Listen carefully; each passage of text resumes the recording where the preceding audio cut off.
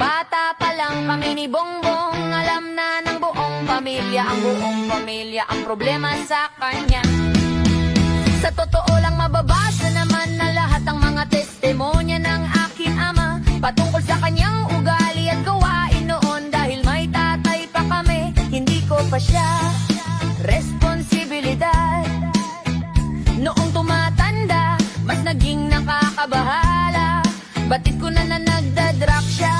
Nalaman ko at ng pamilya, nalaman ng pamilya. Seryoso ito. Minsan kami ng presidential guard at metro bomba ang naglilinis tuwing nagpa-party po sila. Nabuhay kaming magkakapatid dahil sa ibang bansa. Kami lang kinumbinsi ko pa si Bongbong. Pakasalan mo na si Lisa, naisip ko noon. Kapag nag-asawa siya malalagay na sa tahimik at magkakaroon ng direksyon. Ang laki ng pagkakamali ko, mas lumala ang kanyang pagkalulong sa droga. Dahil parehas pala silong mag-asawa. Naging gobernador siya ng Ilocos. Alam ng mga tao doon na halos hindi siya pumapasok tuwing kukumprontahin ko siya.